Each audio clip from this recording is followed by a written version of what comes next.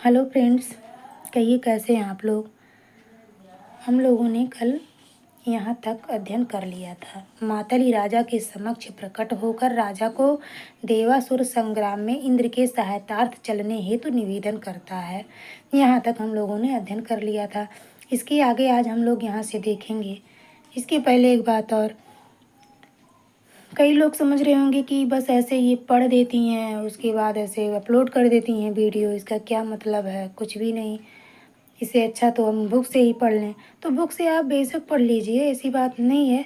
मैं इस बुक का अध्ययन कर रही हूँ तो मैं सोच रही हूँ कि ये बुक जिसके पास नहीं होगा, या मतलब अगर बुक होगा भी तब भी वीडियो से और अपने आप से थोड़ा फ़र्क पड़ता है।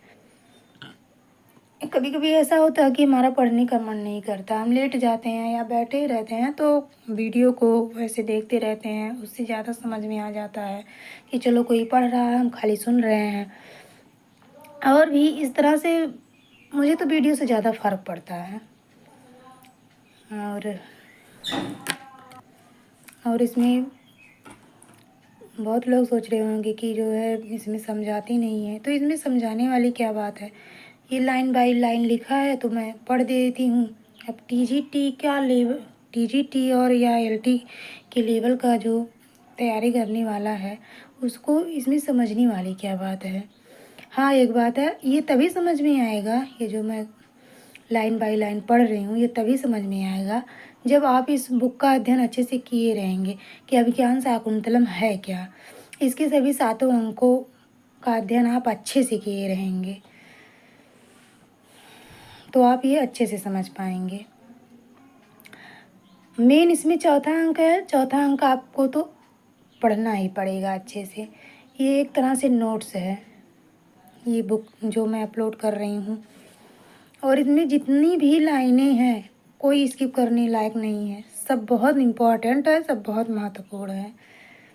मैं मान रही हूँ अपने आप से आप कोई भी पढ़ सकता है, लेकिन अगर इस तरह से वीडियो आप देख रहे हैं तो उतनी देर तो आप रोज़ पढ़ेंगे, कम से कम उतना समय का तो आप इस्तेमाल अच्छे से कर पा रहे हैं। लेकिन ये तभी हो पाएगा जब आप चैनल को सब्सक्राइब किए रहेंगे, तभी सीरियल वाइज कंटेंट आपको मिल पाएगा। नहीं तो आज दूसरी वीडियो, कल तीसरी वीडियो, ये इस तरह से इधर उधर करके समझ में नहीं आएगा। 6-7 वीडियो मैंने अपलोड कर दिया है। अगर आप लोगों ने नहीं देखा इसके पहले की वीडियो तो प्लेलिस्ट में पहले जाकर सीरियल वाइज देख लीजिए। इससे बहुत फ़ायदा आपको मिलने वाला है, वो एग्ज़ाम्स में ही पता चलेगा। जब आप एग्ज़ाम में बैठेंगे तब पता चलेगा, अगर आप अच्छे से वीडियो को पढ़े रहेंगे। चलिए कोई नहीं, हम अपना काम कर रहे हैं। कालनेमि का वंशज दुर्जय ने इंद्र पर आक्रमण किया जिसे केवल दुष्यंत मार सकता है। राजा दुष्यंत के मंत्री पिशुन हैं जिन पर वह देवासुर संग्राम में जाते हुए राज्यभार सौंपता है। विदूषक से यह बात उन्हें बताने के लिए कहता है। हेमकूट किन्नरों का पर्वत है। हेमकूट किन्नरों का पर्वत है। पूछ सकता है किन्नरों का पर्वत कौन है, तो आप हेमकूट टिक करिएगा, जहाँ प्रजापति मारीच रहते हैं। जब मातली राजा के आगमन की सूचना मारीच को देने जाता है तब राजा अशोक वृक्ष के नीचे बैठता है। तब राजा कहाँ बैठता है? अशोक वृक्ष के नीचे। ये आप तभी अच्छे से जान पाएंगे और आपको चित्र की तरह ये नाटक अपने सामने दिखेगा जब अच्छे से आप 7 अंकों का अध्ययन किए रहेंगे। बहुत ज़रूरी है 7 अंकों का अध्ययन। भले ही टीजीटी या एलटी के सिलेबस में चौथा अंक है, लेकिन हमको 7 अंकों को पढ़ना चाहिए। ज़्यादा नहीं तो 1-2 बार तो ज़रूर ही पढ़ना चाहिए। जात कर्म 16 संस्कारों में चौथा है, जिस अवसर पर सर्वदमन के हाथ पर अपराजिता नामक रक्षा सूत्र बांधा गया था। मारीच वत्स चिरंजीव पृथ्वी पाले आशीर्वाद राजा को देते हैं तथा दुर्वासा शाप का वृतांत दोनों को बताते हैं। मारीच जो है वत्स चिरंजीव पृथ्वी पाले, ये आशीर्वाद राजा को देते हैं दुष्यंत को, और ये भी बताते हैं कि उनके ऊपर जो है दुर्वासा के शाप का प्रभाव था। अदृश्य तेजोमय मूर्ति के रूप में मेनका अप्सरा तीर्थ से शकुंतला को लेकर दाक्षायणी, जिन मारीच की पत्नी जो है, के पास गई। अभिज्ञान शाकुंतलम नाटक का भरत वाक्य अंतिम श्लोक है। प्रवर्धताम प्रकृति हिताय, ऐसे करके है, जो कि रुचिरा छंद में है। रुचिरा छंद, जिसके प्रत्येक चरण में, रुचिरा के प्रत्येक चरण में 13 वर्ण और 4 नौ पर यति होती है। ठीक है। जीवों को बलात् में वश कर लेने के कारण भरत का नाम सर्वदमन था। पंचम अंक में अंगूठी के सचित तीर्थ में जल तर्पण के समय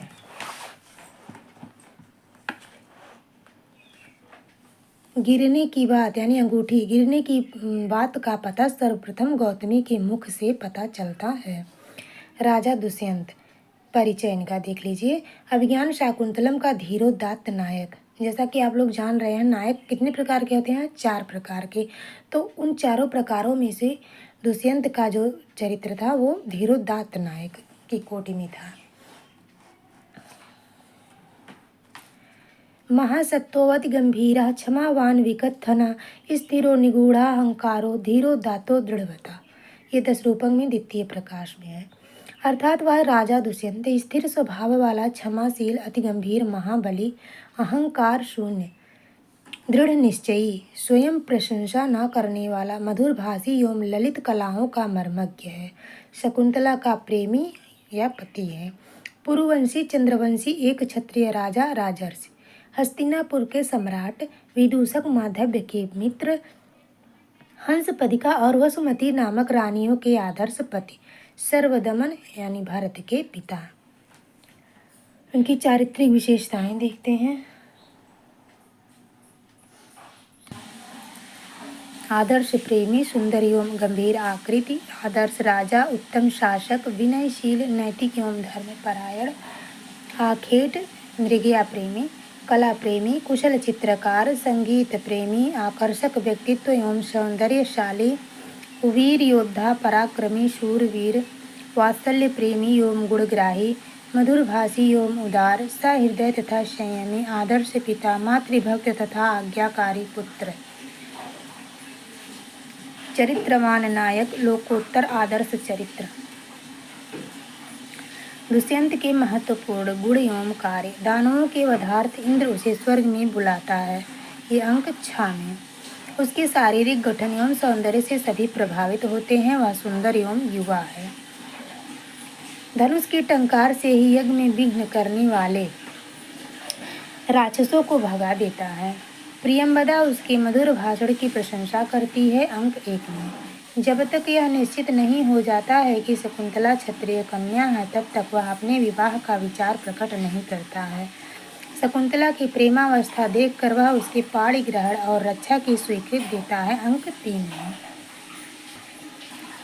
वह रुग्ण शकुंतला को धूप में जाने से रोकता है और उसकी सेवा शुश्रूषा करता है। माता की आज्ञा पाते ही ऋषियों के यज्ञ रक्षा रूपी कार्य की व्यवस्था के कारण मित्र विदूषक को तत्काल माता के पास भेजता है। अंक 2 में। रानी हंसपदिका के संगीत को सुनकर मंत्र मुग्ध हो जाता है। अंक 5 में। शकुंतला तथा उसकी सखियों का चित्र बनाता है। अंक 6 में। ऋषियों के प्रति बहुत आदर भाव है। उनके कहने से वह मृग पर बाण नहीं चलाता है। विनीत वेश में आश्रम में प्रवेश करता है। अंक 1 में। यज्ञ रक्षा हेतु ऋषियों की प्रार्थना सादर स्वीकार करता है। सारंगरव के आक्षेपों का उत्तर शांतिपूर्वक देता है। अंक 5 में। ये सब बहुत इम्पोर्टेंट है। मारीच ऋषि के दर्शनार्थ उनके आश्रम जाता है। अंक 7 में। वह धनमित्र नामक व्यापारी की मृत्यु पर शोक प्रकट करता है। उसके गर्भस्थ पुत्र को उसका धन दिलाता है। अंक 6 में। प्रजा की रक्षा को परम धर्म समझता है। दुखियों का दुख दूर करने को सदा उद्यत रहता है, पर स्त्री की ओर देखना पाप समझता है। अनिर्वर्णनीयम पर कलत्रम। अंक 5 में उसने कहा है दुष्यंत ने। संतानहीनता का उसे बहुत दुख है। प्रजा के लिए घोषणा करता है कि बंधुहीनों का वह बंधु है। येन येन वियुज्यन्ते प्रजाः स्निग्धेन बंधुना। शाप के कारण शकुंतला को न पहचानने पर वह अपने पूर्ण संयम का परिचय देता है। अंक 5 में सर्वदमन भरत को देख कर वात्सल्य का भाव जाग उठता है। अंक 7 में वह शिकार खेलता हुआ कण्व ऋषि के आश्रम में प्रवेश करता है। अंक 1 में राजा मृगया को व्यसन नहीं अपितु शारीरिक स्वास्थ्य एवं मनोविनोद का साधन मानता है। इससे शरीर हल्का फुल्का एवं फुर्तीला रहता है। अंक 2 में राजा द्वारा निर्मित शकुंतला के चित्र को देखकर विदूषक और सानुमति मंत्र मुग्ध हो जाते हैं। अंक 6 में राजा दुष्यंत के सौंदर्य एवं व्यक्तित्व से सखियों सहित शकुंतला प्रभावित होती है। दाक्षायणी अदिति भी दुष्यंत के व्यक्तित्व की प्रशंसा करती है। अंक 7 में दुष्यंत की वीरता से प्रभावित होकर इंद्र अपना आधा इंद्रासन छोड़ देते हैं तथा उन्हें मंदार माला पहनाते हैं। इस प्रकार राजा दुष्यंत कर्तव्य परायण, प्रजा प्रेमी, पराक्रमी, विनीत और अवित कथन है। अब शकुंतला के बारे में देखते हैं। परिचय। अभिज्ञान शाकुंतलम की नायिका, विश्वामित्र और अप्सरा मेनका की पुत्री, महर्षि कण्व की धर्मपुत्री, पालिता पुत्री, नाट्य शास्त्रीय दृश्य से मुग्धा नायिका। शकुंतैः परिवारिता परिपालिता व पक्षियों से आवृत्त या कुछ समय तक पक्षियों द्वारा परिपालित होने के कारण शकुंतला यह सार्थक नाम पड़ा। मालिनी नदी के तट पर स्थित कण्वाश्रम में निवास, राजा द्वारा परित्यक्ता होने के बाद मारीच आश्रम में निवास, राजा दुष्यंत की प्रेमिका, तृतीय पत्नी, सर्वदमन भरत की माँ, अनुसुईया एवं प्रियंवदा की प्रिय सखी। चारित्रिक विशेषताएं। अपूर्व सुंदरी, प्रकृति प्रिया, आदर्श प्रेमिका, आश्रम प्रेमी, पतिव्रता पत्नी, आदर्श नारी, सुशीला एवं लज्जावती, स्वाभिमानिनी, कार्यकुशला, आदर्श पुत्री, मधुर भाषणी, सच्ची सखी, अंतर्मन की सहजता। शकुंतला के चारित्रिक गुण एवं कार्य। शकुंतला नैसर्गिक सौंदर्य की प्रतिमूर्ति है। इदम किला व्याज मनोहरम वपु, ये पहले अंक में 18वां श्लोक है। इयम अधिक मनोज्ञा वल्कले नापि तन्वी, सरसिज मनुविद्धम शैलवे नापि रम्यम, ये पहले अंक में 20वां श्लोक है। अधरा किशलय रागा मानुषीषु कथम वा स्यात् अनाघ्रातम पुष्पम चित्रे निवेश्य, ये दूसरे अंक का 9वां श्लोक है। शकुंतला का पालन पोषण कण्व आश्रम में हुआ है, अतः उसमें स्वाभाविक सरलता, सुशीलता एवं मुग्धता है।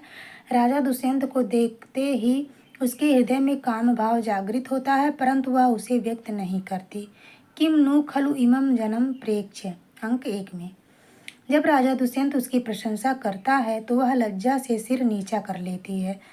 शकुंतला अधोमुखी तिष्ठति, अंक 1 में प्रकृति से घनिष्ठ प्रेम है। वह वृक्षों, वनस्पतियों और मृगादि से सहोदरों जैसा स्नेह करती है। अस्ति में सोदर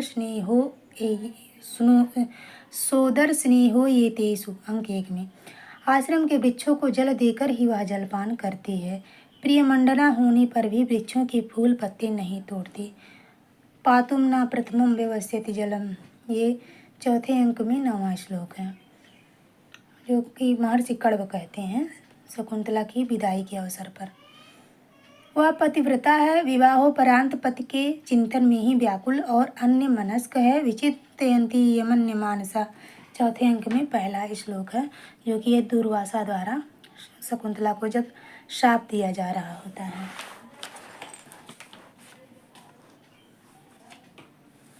आश्रम से विदाई के समय वृक्षों और मृगादि से भी विदा लेती है। वन ज्योत्सना से गले मिलती है।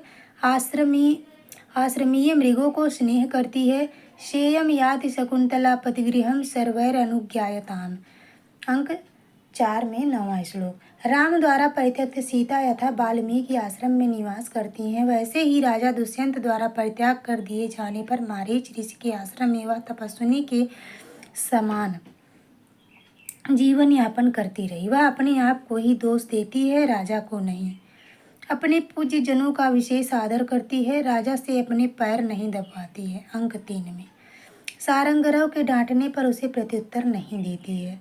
अंक 5 में ऋषि कण्व एवं आश्रमीय ऋषियों के प्रति उसकी अगाध श्रद्धा है, सखियों के प्रति उसका निश्चल प्रेम है। राजा के प्रति आसक्ति के कारण उसकी मनः स्थिति उद्विग्न हो जाती है, परंतु अपनी मुंहबोली सखियों से भी बताने में उसे संकोच होता है। वह अपनी सखियों के कहने पर राजा को एक प्रेम पत्र लिखती है, तब ना जाने हृदय, ऐसे करके है। अंक 3 में 13वां श्लोक है। आश्रम के बाहर जाने पर कण्व शकुंतला के ऊपर ही अति सत्कार का भार सौंपते हैं।